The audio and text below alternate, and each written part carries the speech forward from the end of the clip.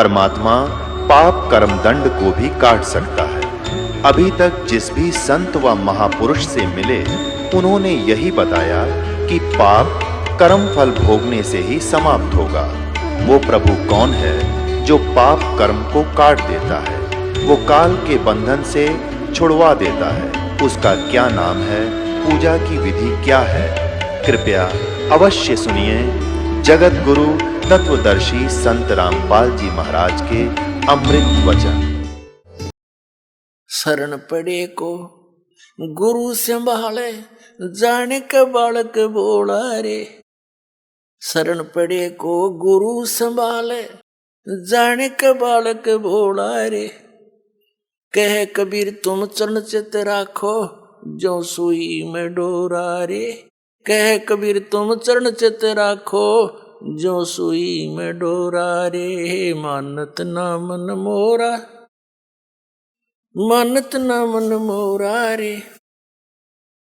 बार बार मैं ये समझाऊं, जग में जीवन थोड़ा रे। बार बार मैं ये समझाऊं, जग में जीवन थोड़ा रे। शरण पड़े को गुरु संभाले, जाने का बालक भोला रे। शरण पड़े को गुरु संभाले, जाने का बालक भोला रे। कह कबीर तुम चरण चित राखो, जो सुई में डोरा रे। कह कबीर तुम चरण चित राखो, जो सुई में डोरा रे। मानत ना मन मोरा, मानत ना मन मोरा रे। बार बार मैं ये समझाऊं, जग में जीवन थोड़ा रे। बार बार मैं ये समझाऊं, जग में जीवन थोड़ा रे। अपनात्माओं, परमात्मा कबीर जी आपके लिए भटक रहे हैं, क्योंकि आप जी को तो नशा करा दिया इस काल ने, भांग पिला दिया झूठे रंग की, या झूठे सुख की भांग पिला दी। और आप इसमें इतने मदहोश हो गए, राम भूल गए, अपना गांव भूल गए, कहां से तुम आए थे। और इसी व्यवस्था में ये जीवन है यहाँ पर जीव का। किसी का बेटा मर गया, किसी की बेटी मर गई, कोई डाका मार गया, कोई चोरी कर रहा है, किसी की टांग कट गई, कोई लट्ठम लट्ठा, कोई मुकदमेबाजी। कोई प्राणी चैन से नहीं है। यहाँ एक रंग से लेकर राजा तक भी जीव को सुख नहीं है। फिर क्या जीवन है ये? लेकिन ये आपकी पुनिशमेंट प्लेस है, यो आपकी सजा का स्थान है ये। और इसको आपने यहाँ फाइनल मान लिया, तो जब तक इस जेल से निकलने का कोई साधन नहीं प्राप्त था, तब तक तो व्यवस्था थी, अपनी मजबूरी थी। अब इस कैद से निकलने का अब ये तरीका बता दिया भगवान ने। इस परमेश्वर कबीर जी की शरण में आओ, दास के माध्यम से दीक्षा लो, और फिर परमात्मा आपका साथी होगा। कहते हैं कर ले गुरु वकील मुकदमा भारी है, कर लो गुरु वकील मुकदमा भारी है। तो इब गुरु आपका वकील बनेगा इस जेल से आपकी मुक्त कराने के लिए। और वो धर्मराज के दरबार में, यानी यहाँ के न्यायाधीश के दरबार में जाकर आपकी वहां पर वकालत करेगा। उस धर्मराज को वो सारे विधान दिखावेगा कि ये है आपका विधान। श्रीमद् भगवत गीता अध्याय नंबर 18 के श्लोक नंबर 66 में कहा कि सर्वधर्मान प्रीतज माम एकम शरणम वर्ज, अहम तवा सर्व पापेभ्यो मोक्षामि मा शुच। इस दास के रूप में परमात्मा वहां खड़े मिलेंगे आपको तिरकुटी के ऊपर, और वहां से फिर आपको साथ लेकर जाएंगे उस धर्मराज के दरबार में, न्यायाधीश के, चीफ जस्टिस के दरबार में। और वहां कहेंगे जी ये देखो आपका विधान है कि सर्वधर्मान परित्यज माम, आपका भगवान कह रहा है, आपका राजा कह रहा है मेरे सतर की सब पूजाएं मुझे छोड़ दे और फिर उसकी शरण में जा। आप इसका अकाउंट लो, आपके सतर की जो साधना इसने की है उसको जमा करो, इसको बरी करो। जैसे परमात्मा के पाने का यानी इस जेल से छूटने का ये एक साधन है, एक तरीका है, एक प्रोसीजर है। ये प्रथम मंत्र आपको प्राप्त हो तब आपको यहां तक बरी कराएगा परमात्मा, आपके साथ चलेगा वैसे तो यहीं से, लेकिन जब आप मूल कमल में पहुंचोगे आपका जाप होगा। ये प्रथम मंत्र में जो आप जाप करते हो मूल कमल का किलियम, तो वो परमात्मा आपसे पहले यहां तक तो आपको क्लियर कराए पाओगा, आपका डेबिट क्रेडिट साफ करके, और आपके वहां अकाउंट यहां तक तो ऑटोमेटिकली आप साफ मिलोगे। फिर त्रिकुटी में जाकर बात बिगड़ती है। वहां एक बहुत बड़ा मेला भरता है, वहां पर बहुत भयंकर स्थान है वो अनजान व्यक्ति के लिए। कहीं पर जैसे मेलों में आपने देखा हो, कहीं तक कोई नाच रहा है, कोई गा रहा है, कोई रीछ नचा रहा है, कोई बाजीगर तमाशा दिखा रहा है, कोई रागनी गा रहा है, किता कुछ ढोल पीट रहे हैं, और किता कोई साधु संत कोई कथा सुना रहा है। तो त्रिकुटी पर जाकर के बहुत बड़ा विशाल स्थान है वो, वहां पर ये काल नीचे के जो संत हैं नकली उसने भेज रखे हैं, ये इनके रूप धारण करके अलग अलग मंच बनाकर वहां सत्संग कर रहा होगा, और कहीं नाच रहे हैं, कहीं गा रहे हैं, कहीं पंक्तियां लगी हैं धर्मराज के दरबार में जाने के लिए। तो वहां यदि परमात्मा आपके साथ नहीं होंगे तो आप विचलित हो जाओगे, और उस समय परमात्मा आपकी बाजू हाथ पकड़ेगा, जैसे बालक का उंगली पकड़ लिया करे माता पिता, कहीं मेले में रड़ ना जाइयो, गुम ना हो जाए, यहां पर ऐसे साथ ले जाएगा।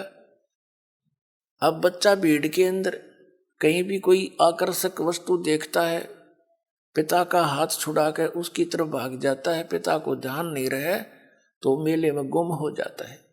तो वहां ऐसी स्थिति है। तो क्या बताया है कि जब प्रथम मंत्र आपको दिया जाएगा तो ये यहां तक की कैद आपकी मुक्त हो जाएगी, कंठ कमल तक,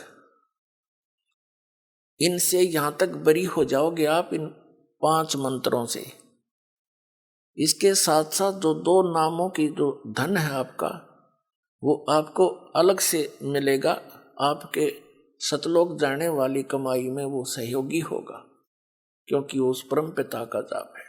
इसलिए उस सारनाम की जो आपको मिलता है लेट, उसकी कुछ पूर्ति ये 2 मंत्र करते रहते हैं साथ के साथ, क्योंकि डॉक्टर को पता होता है कौन सी औषधि इस रोग में रोग काटने की और कौन सी इसके बॉडी को सपोर्ट देने की है। तो कंप्लीट कोर्स डॉक्टर ही जानता है जो वेल नोन होता है। तो ये दास इस रोग का डॉक्टर है, इस पृथ्वी पर नहीं है कोई व्यक्ति और जो इस दास को ज्ञान है।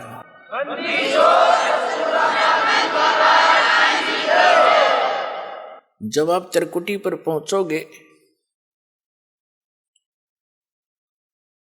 तो वहां आपको इस दास के रूप में परमात्मा मिलेंगे। तो उस जैसे हमने सबसे पहले पति भर्ता पद पर आना पड़ेगा, वैसे तो इस ज्ञान के आधार से दास ऐसा आपको दृढ़ कर देगा, दूसरे संतों की आपने बात भी नहीं सुहावेगी, क्योंकि उनके पास अध्यात्म ज्ञान नहीं है, अटपट है। तो उस त्रिकुटी के उस मेले में वह कई सत्संग भी कर रहे होंगे, आप उधर देखो भी कोई ना कि ये तो बांडे हैं नींद में, जिनका पास कुछ नहीं है, ऐसी भावना जैसी आपकी यहां भावना है, जैसे विचार है, तो वहां ऐसा ही होगा। जैसे स्वप्न में जैसे विचार हैं, जैसे आपकी क्रियाएं हैं, तो स्वप्न में भी वही कई बार क्रियावान हो जाती है, ऐसा वहां रहेगा। तो जैसे आप जी ने दास दिखाई देगा, आप दौड़े दौड़े जाओगे, गुरु जी वो खड़े, चलो चलो सारे और भी भाई बहन जो साथ होंगे सबको कहो कि चलो वो खड़े गुरु जी सामने, वहां देखो। जैसे अब आपका भाव बना है, वैसे तो स्वभाव है साथ श्रद्धालु का। ये नकली गुरु भी दिखाई देते हैं, उनके ऊपर भी ऐसे झूम जाते। एक हीरो हीरोइन दिख जाती है तो वहां भी झूम जाते। ये तो स्वभाव है इस मन का, इस जीव का। लेकिन अब इस स्वभाव को हमने सदुपयोग करना है, ठीक ठिकाने करना है इस भाव को। गलत ठिकाने से हम यही फंसे रह जाते। तो फिर परमात्मा आपको इस 2 अक्षर के मंत्र का अकाउंट कराओगा वहां वकील बनके। और इनके जैसे दास आपको यहां दिखाता है ना, इसमें ये लिखा, इसमें ये लिखा, इसमें ये लिखा, तो कानून की किताब है ये परमात्मा की। तो ये दास के रूप में भगवान उस न्यायाधीश को दिखाएगा, देखो आपका विधान है, सर्वधर्मान परित्यज माम एकम शरणम व्रज। और आपका मंत्र है आपके यहाँ के भगवान का 8वें अध्याय के 13वें श्लोक में गीता जी में, ओम इति एकाक्षरम ब्रह्म व्यवहार माम अनुसमरण यह प्रियाति तन तन देव सयाति परमाम गति। ओम से मिलने वाली जो साधना है आपके ब्रह्म की, ये ओम मंत्र है। ये इसने जाप किया है, इसकी मजदूरी है, ये अपना इसका नोट करो। फिर ये 500 यज्ञ जो आप यहाँ करते हैं, इन 500 यज्ञ का अकाउंट भी इसी को देना होगा। वो सारे के सारे तैयार करके कागज तैयार रखेगा भगवान, उसके दरबार में जमा करा देगा। फिर कहेगा कि ये ओम नाम का जाप आपकी कमाई है, रुको, बाकी इसका अकाउंट क्लियर करो। 2 मिनट में साफ मिलेगा आपका। क्योंकि गुरु आपको यहां से लेकर और सतलोक तक आपके साथ रहेगा, यानी परमात्मा रहेगा इस दास के रूप में।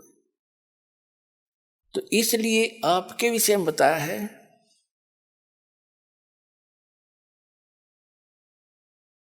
अब क्या बताते हैं कि इस काया का गर्भ न करियो, के काला के गोरा रे, और बिना भजन कुछ काम नहीं आवचे, इसके एतर छड़को चारों ओर आ रहे। ये तो माटी है, और इससे इस जीव निकलने के बाद इसको 2 दिन रख के दिखा दो घर में, इसमें कीड़े चल पड़े। ऐसा बेकार शरीर है ये। कबीर साहब कहते हैं, गर्भ ना करे रे गंवारा, यो जोबन और तेरा धन, ये जवानी और ये धन, ये तो मेहमान है दिन चारा। फिर बताते हैं, पशु के चाम की त जूते बन जा, नौबत और नगाड़ा, और नरदे ही कुछ काम ना आवे, जड़बुझ हो जा छारा, यानी राख हो जाती जड़ के। या तो उस काम भी ना हो, जूते बन जा, कोई नगारा बन जा, या कोई और काम आ सकती। ये तो केवल एक का काम आ सके, भगवान पाने के लिए। तो फिर क्या बताते हैं, इस काया का गर्भ न करियो, के काला के गोरा रे।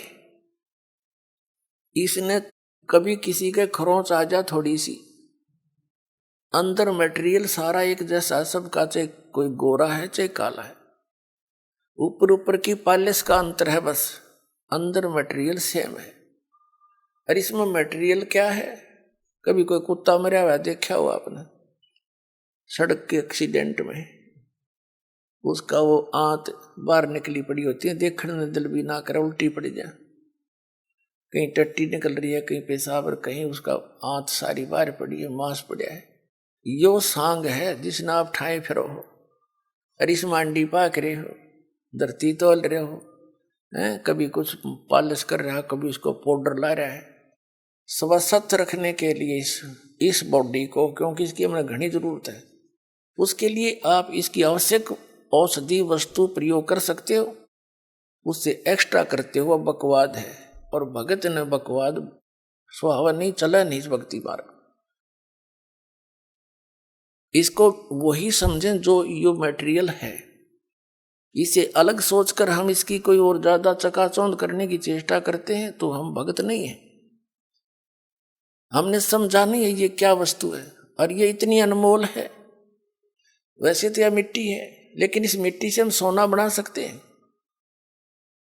मोक्ष रूपी सोना, और इसके अतिरिक्त वो हो नहीं सकता। तो कहते हैं ये देही सोंगी नहीं, ये महंगी रत्नों मोल है। या नरी सस्ती भी ना समझना, ये बहुत कॉस्टली है। असंख्य जन्मों के बाद दाव लगता है इस मानव शरीर का, और इसको हम उसी पशु पक्षियों की क्रियाओं में नष्ट कर जाते हैं। तो परमात्मा कहते हैं धिक्कार है तुम्हारे जीवन को। अब इसको हम सफल करेंगे मनुष्य जीवन को। इसके बारे में बताते हैं, इस माया का गर्भ ना करियो के हाथी के गोडारे,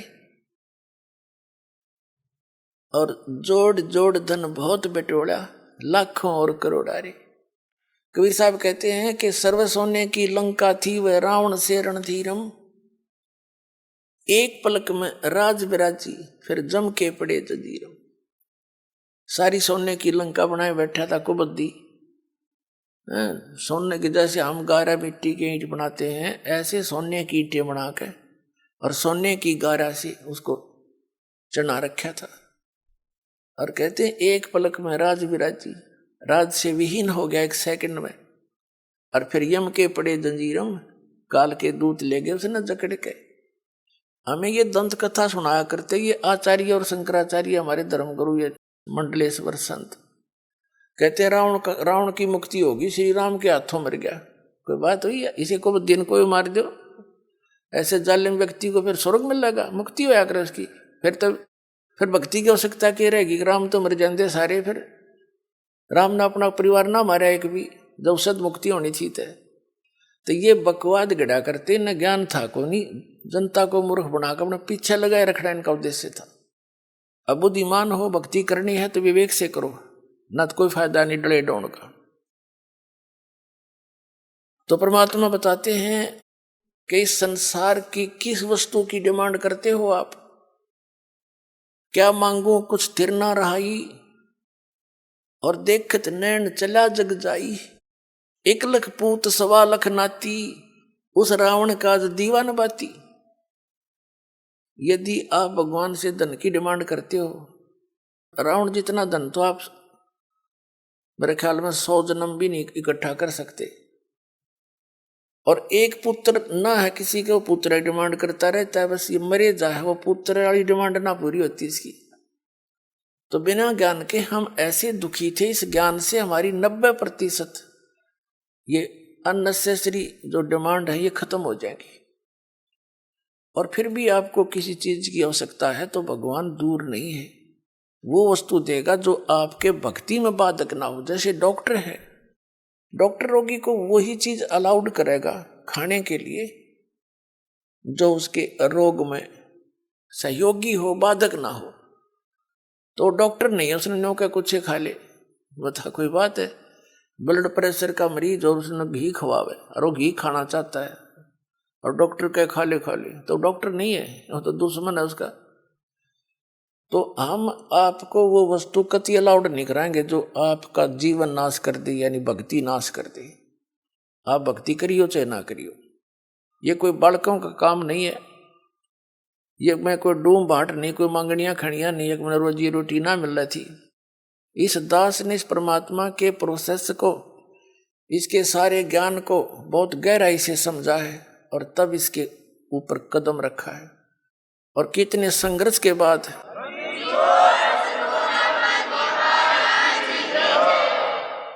ये दास जूनियर इंजीनियर सिविल हरियाणा में नौकरी करता था, इरिगेशन डिपार्टमेंट। जब से ये ज्ञान हुआ, एक नारी तड़प बनी और ये सोचा करता था कि भगवान ये सभी मेरे जैसे दुखी हैं, सभी परमात्मा के लिए भटक रहे हैं। कोई सालासर जाता है, कोई वैष्णो देवी, कोई अमरनाथ के इतनी भयंकर पहाड़ियों पर चढ़ जाता है, वहां मर भी जाते हैं बर्फीले तूफानों से, फिर भी जाते हैं, अगले दूसरे हिचकते नहीं। और ये ज्ञान यदि आपके बच्चों तक पहुंच जाए भक्ति तो न करनी है तो या अच्छी भक्ति करेंगे तो काम आओगे, तो डरे ढोरे। और कुछ फिर ये हुआ था कि असंग जन्म हो गया, हमने ये नौकरी करते हैं कि तो बालक पैदा करके न पालते पोसते, राजा भी बन दिए, परमात्मा का विधान बताता है, फिर गधे भी बन गए। तो ये सोचा था दास ने कि भगवान दया करे, उसका प्रचार करूं। जब तक आदेश नहीं था नाम का तो भक्तों से मिलता था, अपने मित्रों से, रिश्तेदारों से, घर वालों से, सबको कहता कहवाता, और जो समझ जाता नाम दिलवाता था अपने पूज्य गुरुदेव जी से। फिर और मन में ये सोचा करता कि इस नौकरी ने छोड़ छाड़ के अपनी तो भक्ति करूं, इसमें तो सारा दिन सिर दर्द रहता है। लेकिन वो भी हमारी अपनी बालक वाली सोच थी। लेकिन परमात्मा का ज्ञान तो ये कहता है कि डेरे डंडे खुश रहो, खुश रे लेना मोक्ष, ध्रुव प्रहलाद भी पार हो गए, फिर गृहस्थी में के दोष। तो फिर दिल सा डटे था। फिर गुरुदेव ने आदेश दे दिया एक दिन के नाम दिया कर तू, आज से मेरा आशीर्वाद तेरे साथ होगा, विश्व में तेरे समान संत नहीं होगा। मैं उनके मुंह की तरफ देख रहा था।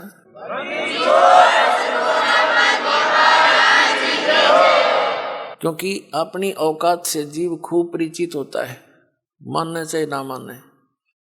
मुझे अपनी स्थिति का पता था कि जितना वजन इन्होंने दास पर रख दिया इस योग्य नहीं है। फिर भी मेर है उनकी, गुरु मेर करें तो कागज हंस बना दे। तो उन्होंने कहा तेरे साथ रहूंगा, चिंता मत करना। और आज से सभी जितने उनके शिष्य थे सबसे कह दिया था कि आज के बाद मैं तुम्हारा गुरु नहीं हूं, आज से दोबारा इससे उपदेश ले लो और इसको गुरु बनाओ, इससे तुम्हारा मोक्ष होगा। अब यह बात भी नहीं हमारे गले उतरे थी कि उन तो मौज है उनकी।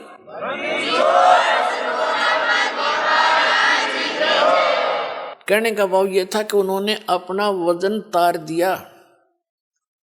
क्यों? उन परमात्मा के हंस थे वो खास, और सुनियोजित तरीके से इस बिचली पीढ़ी तक ये मूल धन लाना था हमने, और वो उनको उनके से द्वारा पार नहीं होने थे, ये पार इस दास के द्वारा होने थे।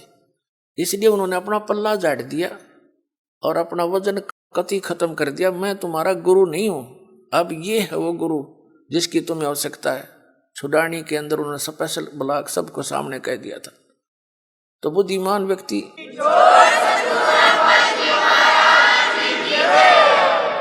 तो पहले तो यूं था भी चलो परमात्मा का भी दान है, भक्ति भी करेंगे, अपने बच्चा में भी रहेंगे।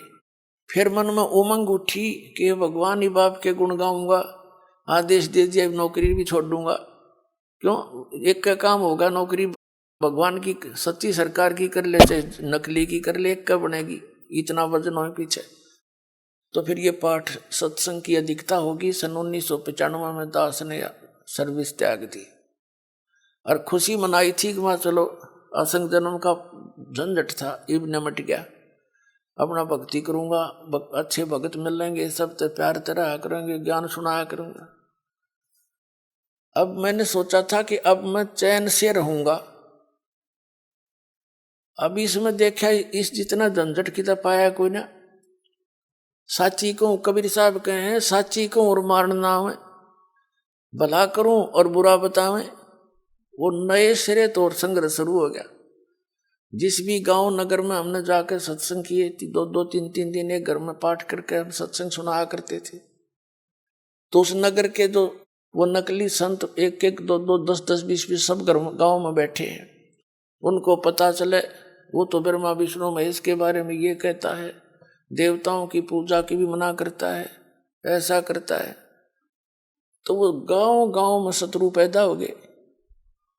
हम नहीं उनको कुछ शत्रु मानते थे, लेकिन वो रोजी रोटी वाले हमें मानने लगे। तो यहाँ तक बात बढ़ती बढ़ती फिर आपने पता है क्रोथा कांड करा दिया इन दुष्ट लोगों ने। ये जनता के हितैषी नहीं, और जिन्होंने भी परमार्थ की चेष्टा की है ये सदा आगे अड़ते रहे। जैसे ईसा मसीह जी ने सच्चाई कहने की चेष्टा की थी, करस करवा दिया इन दुष्ट लोगों ने। कबीर परमेश्वर जी ने सच्चाई की ढोल के डंके पे इन्होंने वो दुख दिए, इन नकली गुरुओं ने। कलेजा मुंह को आता, पर भगवान की जब लीला पढ़ता है ये दास पढ़ी नहीं जाती है। आपके लिए भटक रहे हो, और इस दास के लिए क्या हुआ आपको पता नहीं। दास तो खूब गहराई से निकला, या मेरे साथ जो भक्त रहे हैं उनको पता है कितने संघर्ष से ये ज्ञान ऊपर को आया है, लेकिन सारा कबीर साहब का ही रहा है। तो दास ने ये सोचा था कि इसमें चैन से रहूंगा, इस जितना दुख था कितना भी ना पाया, लेकिन अब ये दुख एक बार दास ने हो लिया। कुछ भक्त हमारे साथ थे, उन्हें जेल तक जाना पड़ गया इस परमार्थ के लिए। इसी जेल तक 100 मिलो हमने, जो भगवान के बच्चे उभर जाए, जनता का कल्याण हो जाए।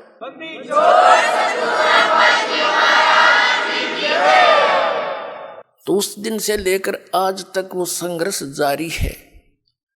लेकिन अब परमात्मा की दया होगी कि परमात्मा के बच्चे इन प्रमाणों को देखकर अब इनका यो ज्ञान समझ में आ गया, इन्हें सो आ गया। पहले तो सो हुआ ही नहीं था, टीवी ऑन करें थे और यूं पता ये सुनने को मिल जाए ब्रह्मा विष्णु महेश नासुआ ने टीवी बंद कर दे थे, 36 गाल दास ने दे थे।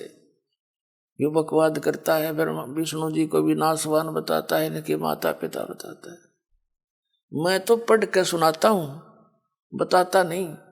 इनका इतिहास लिखा हुआ है, और वो तुम्हें पढ़ने को, आप जी को मिला नहीं पढ़ने को, आप समझ नहीं सके। दास तो समझ आ रहा है कि ये लिखा है इनके इतिहास में, तो अब मान गए ये। तो कहने का भाव ये है पुण्यात्मा, जो प्रसंग चलता था वही आते हैं कि जैसे क्या मांगू कुछ थिर ना रहाई, और देखत नैन चला जग जाई, 1 लाख पूत 1.25 लाख नाती, और उस रावण के आज दीवान बैठी। के मांगे यहाँ की घटिया वस्तु, ठीक है भगवान दे रहा है, ठीक है, और डिमांड करो, ना देता ये मत सोचो कि भी भगवान ने ऐसा क्यों नहीं दिया। ये सब कुछ दे सकता आपको, ये जो चाहे सो कर सकता कबीर परमात्मा। इसकी डिक्शनरी में इम्पॉसिबल वर्ड नहीं है, ये वो समर्थ परमात्मा है। लेकिन बात यही ध्यान में रखना कि डॉक्टर उसी को वही वस्तु अलाउड करेगा जो उसके रोग में बढ़ावा नहीं, रोग ने सहयोगी हो। तो ये भी आप ध्यान रखना, ऐसी वस्तु आपको यहां से मिलेगी नहीं जो आपकी भक्ति का नाश करे, और बाकी आपका काम कोई 8 लगेगी नहीं। ये सत्कर मान लियो, बेसिक लिख लेना कि तक कोने में डायरी के।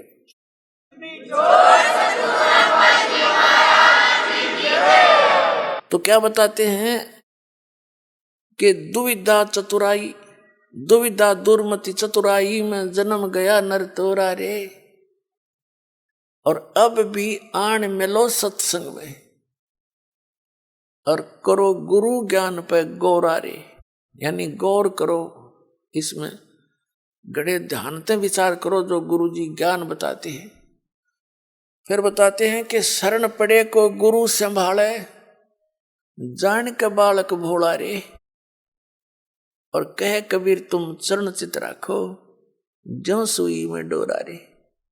जैसे सुई में धागा डाल देते हैं और नीचे गांठ लगा देते हैं, धागा उस सुई के लटकता रहता है, उसके ऐसे चिपटा रहता है, उसे दूर नहीं हो सकता, उसको साथ साथ ले जाएंगे, साथ लटकता जाएगा। कहते हैं शरण पड़े को गुरु संभाले, जान के बालक भोला रे।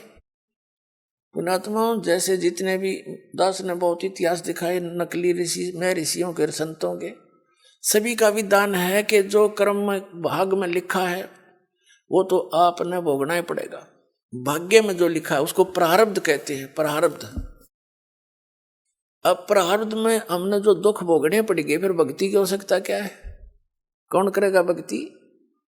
1-2 चोटी सी लाग जब आदमी फूक देगा ठाके सारी मूर्तियां नरुन फोटुआ ने, तो क्या कैसे भक्ति कर सकता है? दिल टूट जाता प्राणी का। भक्ति करने की उत्साह तभी बनता है जब आदमी आने वाली आपदा का पता लग जाता है कि ऐसा होना था, और फिर एकदम परमात्मा उस बला को टाल देगा आपकी, और आपको महसूस भी होगा सचमुच आज शरण में ना होते थे, बिजली गिर गई थी।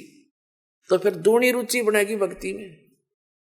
तो क्या बताते हैं कि जब तक आप गुरु की शरण में नहीं आते तो तब तक आप बालक थे, भोले बालक थे। और छोटा बच्चा अबोधपने में जैसे पालने में लेटा है बच्चा, बेटा या बेटी, और टट्टी पेशाब कर दिया कपड़ों में ही, और हाथ पैर मार के सारे कपड़े भी खराब, पैर पूर भी लथेड़ लिया लपट के एक टट्टी में, और फिर रोने लगता है, तो माता समझ जाती है कि इसने कोई भूख लगी होगी।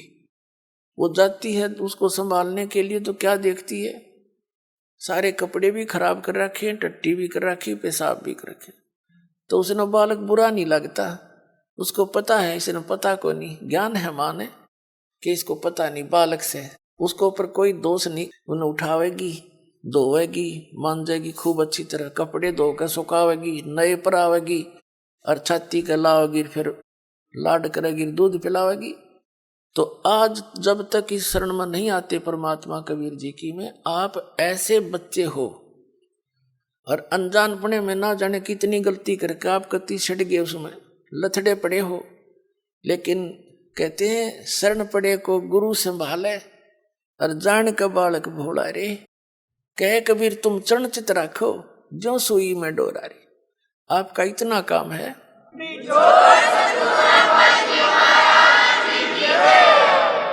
आपके जो प्रारब्ध में जो पहले के जितने भी पाप थे वो आपके साथ लपेट के भेज रखे काल ने, और जिसे पुण्य थे वो भी अंदर डाल दिए, तो आपके दोनों मिलाकर मिश्रण कर रखे।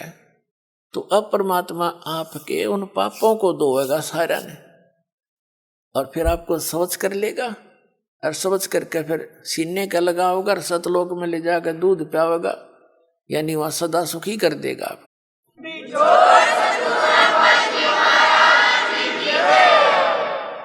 शरण पड़े को गुरु संभाल, जान का बालक भोरा रे, कह कबीर तुम चरण चित राखो। आपका कर्तव्य बताया है कबीर साहब ने, आप भी अपने गुरु जी से ऐसा अभेद संबंध कर लो, मन में दोष नहीं आवे।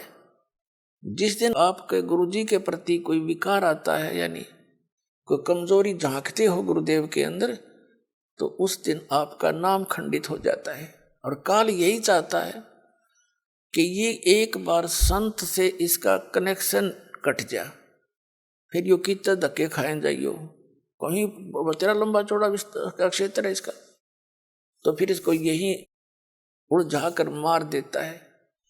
तो परमात्मा कहते हैं द्वार धनी के पड़ा रहे, धक्के धनी के खावे, 100 काल जगजोल ही पर द्वार छोड़ नहीं जावे। एक ये फाइनल फार्मूला है इस भक्ति मार्ग में।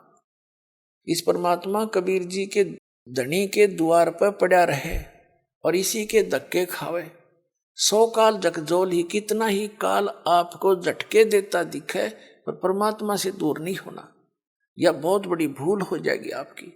अगर जैसे हम अज्ञानता में यानी बगैर अध्यात्म ज्ञान के कई बार बहुत कमजोर सोच बना लेते हैं और हम भूल जाते हैं कि हमने युगों युगों से पापों की गठड़ी बांध रखी है, और उसके लिए परमात्मा कहते हैं धीरे धीरे रे मना, धीरे सब कुछ हो, माली सींचे 100 घड़ा तो समय आए फल हो। आप जी ने भक्ति का बीज ईब बोया है यू कितने युगों के बाद, अभी तक आपकी पिछले संस्कार ही चल रहे थे, और कहीं थोड़े बहुत पुण्य कर दिए, कि दाने डाल दिए, को छोटे मोटे पुण्य, वो स्वर्ग में बर्बाद कराए आप। पुणात्माओं, ये भक्ति युग है, अब ये चौथा युग का बीच का समय है। इसमें अब करोड़ों की, कई करोड़ यानी पूरे विश्व में ये भक्ति पर लगेंगे प्राणी, अरबों खरबों की संख्या में, और जो पार होगे वो तो होगे और रह भी बतेरे जाएंगे।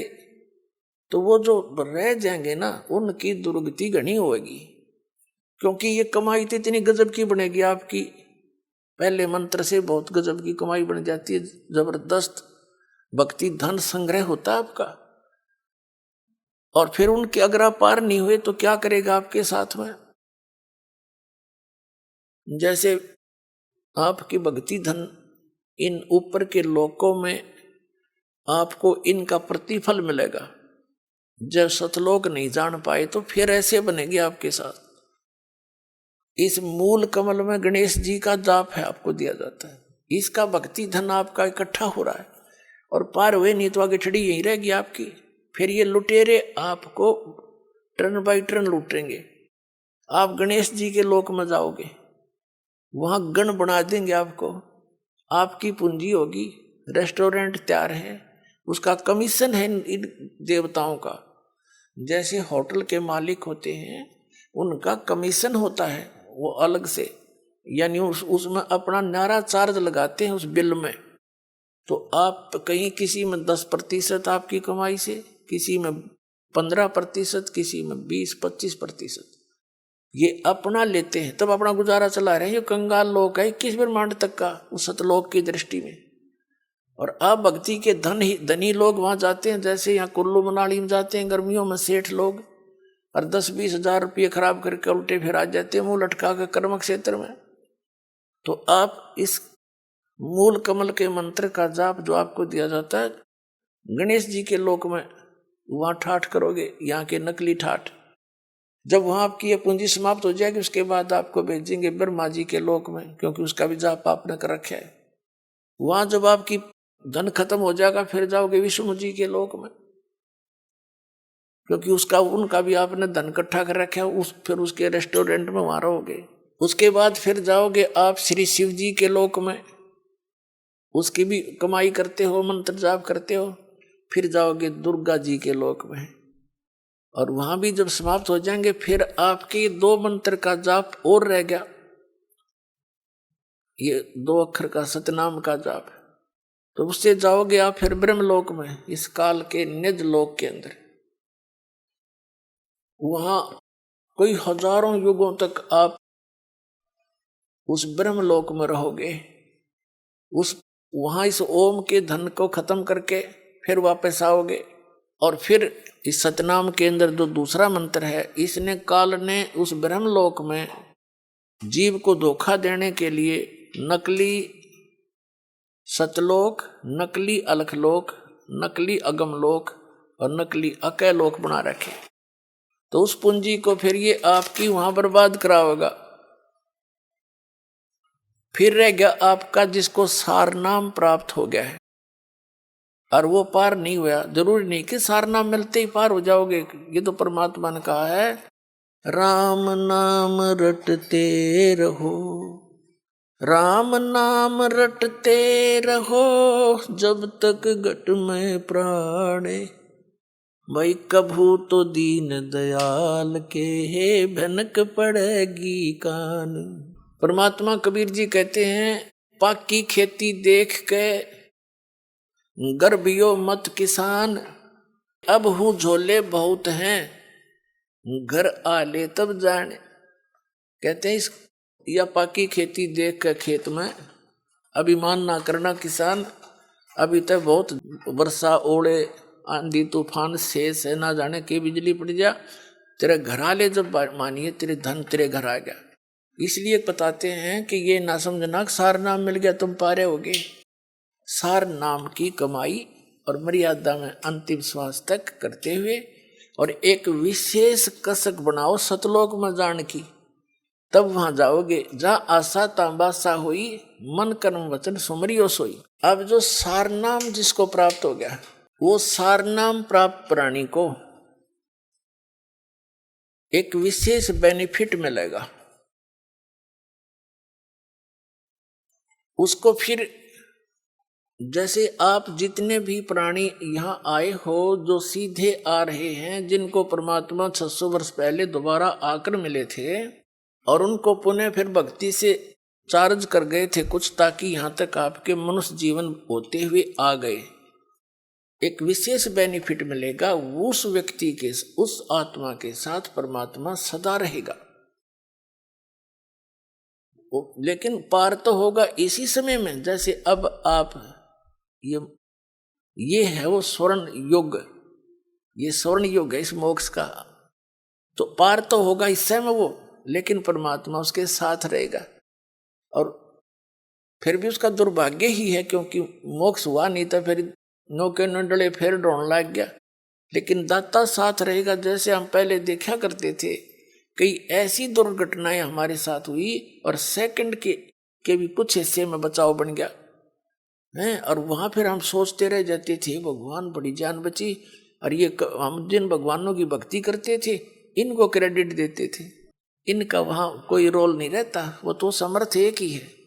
आइए अब हम उन श्रद्धालुओं के अनुभव जानते हैं जो जगत गुरु तत्वदर्शी संत रामपाल जी महाराज जी से दीक्षा प्राप्त कर चुके हैं तथा उनके द्वारा बताए गए भक्ति मार्ग पर चल रहे हैं। सर नमस्कार। नमस्कार सर। क्या नाम है जी आपका? मैं सुभाष गोयल। सुभाष जी कहाँ से आए हैं आप? जिला गौतम बुद्ध नगर, ग्रेटर नोएडा, सेक्टर अल्फा 2 का रहने वाला हूँ। सर क्या करते हैं आप? सर मेरा बिजनेस है ग्रेटर नोएडा में, मेरे अमूल की डेयरी है और साथ में मैं रियल एस्टेट का भी काम करता हूँ। सर संत रामपाल जी महाराज से नाम दीक्षा लेने से पहले आप क्या भक्ति साधना करते थे? मैं इसको थोड़ा विस्तार से बताना चाहूँगा। संत रामपाल जी महाराज जी से दीक्षा लेने से पहले मेरे घर के अंदर राधा स्वामी पंथ, जो कि दिल्ली के अंदर एक रूहानी मिशन, सावन कृपाल रूहानी मिशन के नाम से संस्था है और वो राधा स्वामी से ही निकली हुई संस्था है। तो मेरी एज उस समय 14 साल की थी और हमारे मम्मी डैडी परमात्मा की भक्ति के लिए तड़प रहे थे। वो चाहते थे कि हमें परमात्मा का ज्ञान हो। उसी समय हमारी दादी जी की मृत्यु हुई थी, तो हमारी मम्मी पापा कुछ डरे से हो गए थे। जैसे घर से कोई आदमी मरता है तो उसको डर लगता है कि भाई क्या करें। तो गांव में कुछ लोग राधा स्वामी के भगत थे, उन्होंने उनके प्रति राधा स्वामी के ज्ञान को बताया, तो राधा स्वामी से ऐसे वो जुड़ गए थे। फिर हम बच्चे थे, फिर हमारी भी कुछ प्रेरणा बनी, तो मैंने लगभग डेट तो मुझे याद नहीं है, 1990-91 के आसपास मैं राधा स्वामी पंथ सावन कृपाली रूहानी मिशन दिल्ली, जो आज भी वहाँ पर चल रहा है, जिसके संचालक संत राजेंद्र महाराज हैं, उनसे मुझे नाम दीक्षा मिली और मैं 2018 से पहले उन्हीं से जुड़ा रहा। सर जैसा कि आपने बताया कि आप सावन कृपाल रूहानी मिशन दिल्ली से आप जुड़े हुए थे, तो सर जब आप सावन कृपाल मिशन से जुड़े हुए थे तो फिर आपको संत रामपाल जी महाराज से नाम दीक्षा लेने की क्या जरूरत आन पड़ी?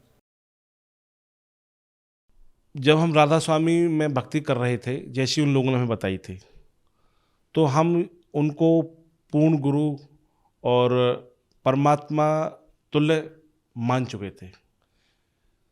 तो हम काफ़ी भक्ति कर रहे थे, जैसा भी हम पर परमात्मा करवा रहे थे, जैसे उनके द्वारा बताई जा रही थी। तो उसी समय लगभग हमको धीरे धीरे 15-16 साल, 18 साल, 20 साल भी निकल चुके थे।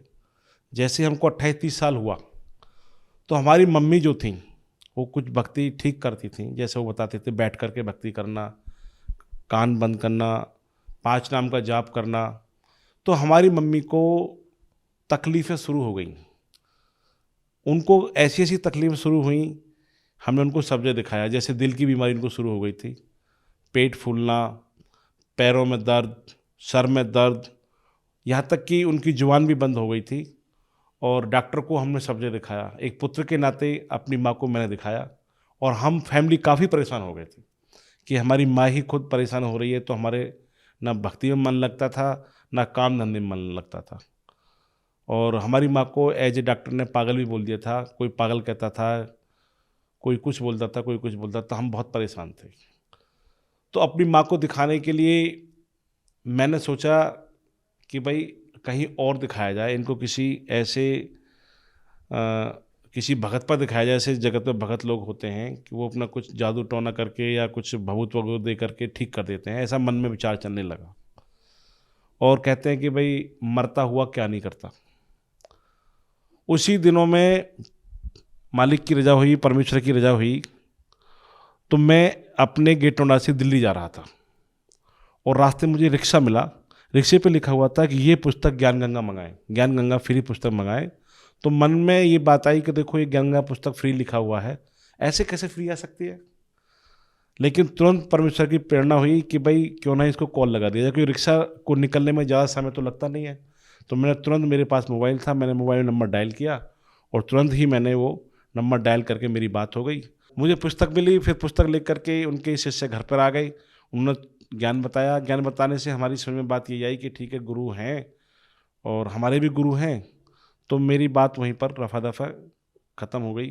फिर मेरे को एक दिन का मौका मिला। मैं एक दिन किसी संत रामपाल जी महाराज के शिष्य है, वो मेरे पहचान में थे, उनके घर बैठा मैं, उनसे मेरी वार्तालाप हुई। और मैं कोई वार्तालाप के लिए नहीं गया था, वो तो मैं किसी काम के लिए गया था। वहाँ वार्तालाप होने पर मैं लगभग उनके घर पर 11 बजे पहुँच गया था। और 11 बजे पहुँचने के बाद में बात होते होते, चर्चा होते होते लगभग 8-9 बज गए थे शाम के। उन्होंने मुझे खाना भी खिलाया। तो मैंने उनकी जब ज्ञान चर्चा सुनी तो मैंने यही कहा कि भाई ठीक है, संत रामपाल जी महाराज अच्छे गुरु हो सकते हैं, लेकिन आपको क्या प्रॉफिट हुआ है, आपको फ़ायदा क्या हुआ है? कि हमारी माई आप देख रहे हो, जो हमारी माताजी, उनकी, हमारे जो फ्रेंड थे उनकी माताजी थी, वो काफ़ी बीमार थी, ऐसा उन्होंने मुझे बताया था। लेकिन मेरे सामने बिल्कुल ऐसी हिस्ट्री दिखाई दे रही थी जैसे उनकी उम्र 40-45 साल की हो, जबकि वो माई 65-70 साल की थी। मुझे देख करके अचंभा हो गया कि ये अभी जल्दी जुड़ी हैं संत रामपाल जी महाराज जी से और इतना इनको प्रॉफिट हो गया है, इनको इतना शरीर से काफ़ी फायदा हो गया। तो मेरे मन ने एक विशेष तरीके से माँ के प्रति प्यार उमड़ा मेरा कि भाई मैं भी अपनी माँ को यहाँ पर जोड़ने की कोशिश करता हूँ और संत रामपाल जी महाराज की शरण में लेके जाता हूँ। जो भी वो जैसी बताएंगे तो क्यों नहीं मैं वहाँ पर लेके जाऊँ। सर, जैसा कि आपने बताया कि आपकी माताजी की बीमारी की वजह से आप संत रामपाल जी महाराज जी के शरण में गए, तो क्या जब आपने संत रामपाल जी महाराज जी से नाम दीक्षा ली तो आपकी जो माताजी की बीमारी थी, क्या उनसे नाम दीक्षा लेने के बाद ठीक हुई? जी, जैसे ही हम संत रामपाल जी महाराज जी से हमारी मम्मी ने नामदान लिया तो उनको नेक्स्ट डे से ही, मतलब चमत्कार, मैं तो चमत्कार ही कहूँगा, मतलब वो बिल्कुल ठीक होने लगी। मैंने कॉल किया, माताजी हमारी गांव में रहती है, मैं थोड़ा गांव से 20-25 किलोमीटर दूर गेटोड़ा में रहता हूँ, कि मम्मी जी क्या फ़ायदा आया हुआ आपको? तो माताजी ने बताया कि मैं तो बेटा ऐसी हो गई हूँ कि जैसे एक जवान बच्चा होता है या 40-45 साल की सी मुझे एहसास होने लगा। मैं बहुत खुश हुआ। और जबकि मैं खुद नाम लेने के लिए माताजी को लेके गया था, लेकिन मैंने वहाँ पे प्रथम बार में नाम नहीं लिया। कुछ भक्तों ने, जो वहाँ के संत रामपाल जी महाराज जी भगत थे, उन्होंने कहा कि भाई आप भी लो, आप तो लेके आए हो। मैंने यही बोला उनको कि मैं 15 दिन बाद आऊँगा, 15-20 दिन बाद आऊँगा। पता नहीं मैंने क्यों बोल दिया, ये मालिक की रजा होगी, कुछ परमेश्वर की दया होगी। मैं मम्मी को लेकर घर पे आ गया। फिर मुझे फ़ोन आया कि आप संत रामपाल जी महाराज जी का टीवी पर सत्संग देखो या यूट्यूब पर सर्च कर लो। तो मैंने सत्संग देखा उनके कहने से। जैसे ही संत रामपाल जी महाराज जी ने मुझे सत्संग दिखाना, मैंने देखना शुरू किया, तो सत्संग के अंदर गुरुजी ने जो हमारे धर्म की पुस्तकें हैं, मैं हिंदू धर्म से बिलोंग करता हूँ, हिंदू धर्म के अंदर वेद को सर्वोपरि माना जाता है, तो गुरुजी ने वेद दिखाना शुरू किया। और हम पहले ही राधा स्वामी जुड़े हुए थे, वो परमात्मा को निराकार बताते थे, तो हमारे मन में उनका ही ज्ञान समाया हुआ था कि परमात्मा निराकार है, हम परमात्मा को निराकार ही मानते थे। लेकिन जैसे ही वेद के अंदर परमात्मा दिखाया कि परमात्मा साकार है, वो तीसरे धाम में सिंहासन विराजमान है, उसके सर पर मुकुट है और उसका नाम कबीर है, तो मैं दंग रह गया। हमें तो परमात्मा चाहिए था और मैं समझ गया कि आज हमें परमात्मा के सच्चे मंत्र मिल चुके हैं संत रामपाल जी महाराज जी के द्वारा। उन्हीं मंत्रों की करमा से मेरी मम्मी को फ़ायदा हुआ है। मैंने फिर वो ज्ञान देखना शुरू किया। तो टीवी पे शाम को 7:30 बजे चैनल है, उस पर आता है सत्संग गुरु जी का, साधना टीवी। तो उससे मेरा मन और ललायत हो गया कि मैं और देखूं, मेरी वहाँ से पूर्ति नहीं हुई। फिर मैंने नेक्स्ट डे मैंने संत रामपाल जी महाराज जी का लगभग 8-8 घंटे ज्ञान देखना शुरू किया। उसमें मुझे पता चला कि वो परमात्मा कबीर है, अर्थात मालिक ने मुझे अपने बारे में बता दिया। संत रामपाल जी महाराज जी ने मालिक के बारे में बता दिया कि जो परमात्मा है उनके बारे में जना दिया। तो मुझे संत रामपाल जी महाराज बहुत अच्छे लगने लगे। सर, जैसे कि आपने बताया कि पहले आप सावन कृपाल मिशन दिल्ली से जुड़े हुए थे और अब आपने संत रामपाल जी महाराज जी से नाम दीक्षा ली है, तो सर हम आपसे ये जानना चाहेंगे कि पहले आप सावन कृपाल मिशन में जुड़े हुए थे, वहाँ पर भी आपने सत्संग सुना, अब आपने संत रामपाल जी से नाम दीक्षा ली है, आपने संत रामपाल जी महाराज जी के सत्संग भी सुने हैं, तो आपको दोनों संतों में क्या भिन्नता नजर आई? देखिए, संत रामपाल जी महाराज जी ने जो मुझे परमात्मा कबीर के बारे में बताया और जो मंत्र फिर मैंने लिए, उनकी शरण में मैं गया, तो सावन कृपाल रूहानी मिशन जो राधा स्वामी की ही शाखा है, जिसके संचालक संत राजेंद्र महाराज हैं, उनके ज्ञान में और संत रामपाल जी महाराज जी के ज्ञान में जो अंतर पाया गया वो परमात्मा को निराकार बताते हैं। और संत रामपाल जी महाराज जो आज मेरे गुरु हैं वो परमात्मा को साकार बताते हैं और शास्त्रों के अनुसार भक्ति बताते हैं। शास्त्रों में उन्होंने लिखा दिखाया कि वो परमात्मा कबीर है, उसके सर पर मुकुट है, वो तीसरे धाम में विराजमान है और वो हम सबका पिता है। वो ब्रह्म परब्रह्म का भी पिता है, उन्होंने सारी दुनिया को पैदा किया है। जबकि राधा स्वामी वाले कबीर साहिब परमेश्वर को, कबीर साहिब जी को संत की ही दृष्टि से देखते हैं, वो कबीर साहिब को परमात्मा नहीं मानते। जबकि संत रामपाल जी महाराज ने ये सिद्ध किया शास्त्रों से, गीता जी से, वेद से, कुरान शरीफ से, बाइबल से, गुरु ग्रंथ साहिब से, अन्य धार्मिक पुस्तकों से सिद्ध करके दिखाया है कि वो परमात्मा कबीर है। सर आपकी बात सही है, लेकिन आप पहले सावन कृपाल मिशन से जुड़े हुए थे, पहले आपने सावन कृपाल मिशन में गुरु बनाया था, अब आप संत रामपाल जी महाराज जी से नाम दीक्षा ले चुके हैं। तो कहा यह जाता है कि गुरु नहीं बदलना चाहिए, गुरु बदलना पाप है। तो क्या आपने गुरु बदल के कोई पाप तो नहीं किया? देखिए, संतों की वाणी में कहा गया है, क्योंकि संत मत के अंदर ही गीता अध्याय 4 के 34 में भी संत रामपाल जी महाराज ने बताया है, वो ऑलरेडी पहले से लिखा हुआ है। संत रामपाल जी महाराज जी की गीता लिखी हुई नहीं है, उसमें लिखा हुआ है गीता अध्याय 4 के 34 में कि अर्जुन तू तत्वदर्शी संत की शरण में जा। और संत मत में ये बात है कि जब तक गुरु करो दस पाँचा, जब तक गुरु मिले न साचा। अर्थात हमको राधा स्वामी मिशन को छोड़ने में देर नहीं लगी, हमको सच्चा सतगुरु नजर आने लगा। संत रामपाल जी महाराज सच्चे सतगुरु हैं, वो नजर आने लगे। सबसे बड़ी बात ये थी कि उन्होंने कबीर परमेश्वर के बारे में बताया, जो हम सबका पिता है, जो हम सबका जनक है। कबीर ही परमेश्वर हैं, कबीर ही भगवान है। और मुझे बहुत अच्छा लगा, मैं फिर संत रामपाल जी महाराज की शरण में 24 फरवरी 2018 को शरण में गया और परमात्मा ने मुझे नाम दीक्षा दी, जिसको मैं आज तक उनके बताए अनुसार भक्ति कर रहा हूँ। सर आपने बताया कि आप एक सच्चे गुरु की तलाश में थे, आप एक सच्चे गुरु से जुड़ना चाह रहे थे। तो सर हिंदुस्तान को संतों की भूमि कहा जाता है, तो सर इतने सारे संतों की भीड़ में कोई व्यक्ति, कोई श्रद्धालु, वो किस तरह से एक सच्चे संत की पहचान कर पाएगा?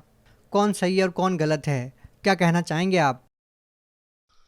सच्चे सदगुरु की पहचान एक आम इंसान को करना मुश्किल हो सकता है, लेकिन जब तक हम धर्म ग्रंथों को थोड़ा सा पढ़ना लें, थोड़ा सा जानना लें, तो सच्चे सदगुरु की पहचान बहुत आसान, ईजी हो जाती है। सबसे पहली पहचान तो सदगुरुदेव की ये होती है, सदगुरु की ये होती है कि वो शास्त्रों से आपको ज्ञान बताने वाले होते हैं।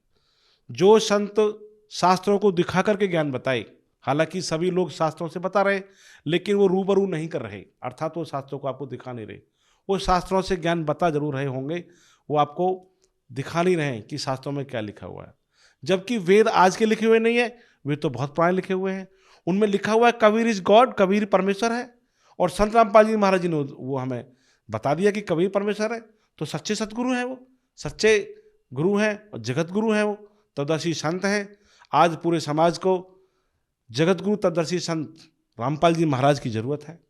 सर आपने तत्वदर्शी संत की बात की, तो सर तत्वदर्शी संत क्या होता है? अध्याय 15 के 1 में, जो गीता जी का अध्याय 15 के 1 में बता रखा है, श्री गीता जी में बताया हुआ है कि वो तत्वदर्शी संत होगा जो इस पीपल रूपी संसार के वृक्ष की पूरी जानकारी दे कि ब्रह्मा विष्णु महेश की स्थिति क्या है, ब्रह्म कौन है, परब्रह्म कौन है, काल भगवान जिसको ब्रह्म भी कहते हैं वो कौन है, उसकी स्थिति क्या है। अर्थात आत्मा से लेकर, हम आत्मा रूपी इंसान के रूप में जन्मे हैं यहाँ पर, हमसे लेकर के उस सतलोक तक की पूरी जानकारी विद प्रूफ हमारे सामने हाजिर करे, विद प्रूफ हमको बताए, वो तत्वदर्शी संत की पहचान है, वही तत्वदर्शी संत है। सर हम जिस भी संत रामपाल जी महाराज जी के अनुयायी से मिलते हैं, वो बताते हैं कि संत रामपाल जी महाराज जी से नाम दीक्षा लेने के बाद उनको बहुत सारे लाभ मिले हैं। क्या संत रामपाल जी महाराज से नाम दीक्षा लेने के बाद आपको कोई लाभ मिला? जी, संत रामपाल जी महाराज कहते हैं और शास्त्रों में भी वर्णित है कि अगर हम सच्ची भक्ति करते हैं तो हमें 100% कोई ना कोई लाभ जरूर होता है। लाभ चाहे छोटा हो, लाभ चाहे बड़ा हो। जैसे मैं संत रामपाल जी महाराज जी का शिष्य 24 फरवरी सन 2018 से उनकी बताई हुई भक्ति कर रहा हूँ। मुझे लाभ हुए हैं, मैं लाभ गिनाता हूँ। मेरे को शरीर के अंदर ब्रोंकाइटिस रोग, जो श्वसन रोग बताया जाता है, सांस की जो कहते हैं श्वास का रोग हो जाता है, उसकी शुरुआत होती है, वो मेरे को था। और मेरा पेट भी फूलता था, अन्य भी और रोग थे। तो जैसे ही मैंने संत रामपाल जी महाराज से दीक्षा ली और मेरी भक्ति शुरू हुई, तो 2-1 महीने के अंदर वो रोग छूमंतर हो गया। जबकि मैंने संत रामपाल जी महाराज जी से भक्ति लेने से पहले, मंत्र लेने से पहले, मैंने काफ़ी डॉक्टरों को दिखाया था। उन डॉक्टरों ने ये बोल दिया था कि आपको श्वसन का रोग होना निश्चित है, आप दवाई खाओ, आपकी दवाई शुरू होगी, लाइफ टाइम आपको दवाई खानी पड़ेगी। लेकिन जैसे ही मेरे को भक्ति शुरू हुई तो श्वसन का रोग यानी कि वो ब्रोंकाइटिस, जो नली में सूजन थी, वो बिल्कुल ठीक हो गया।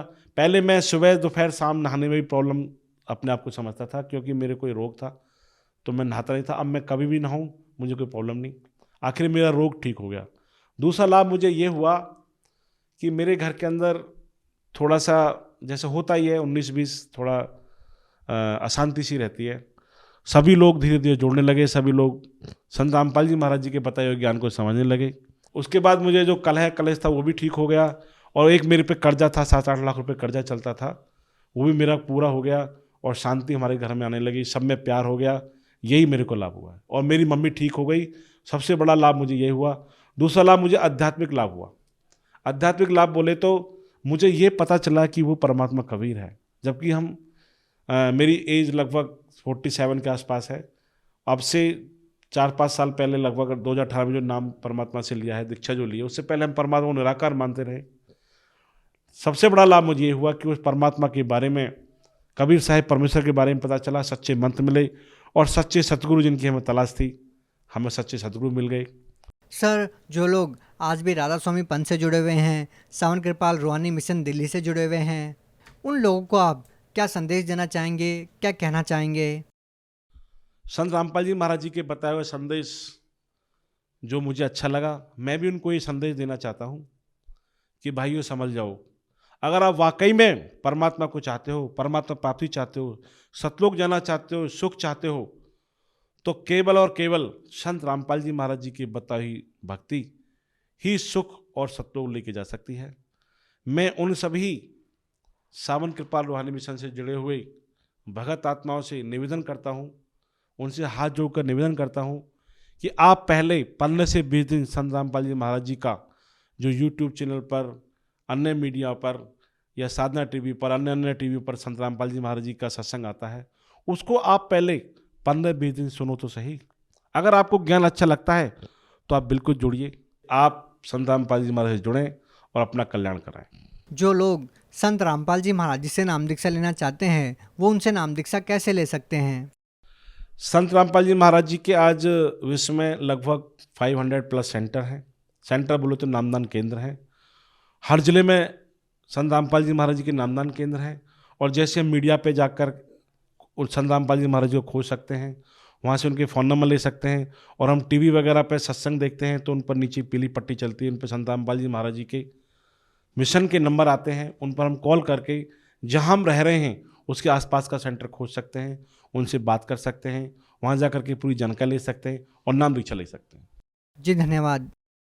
सत साहिब।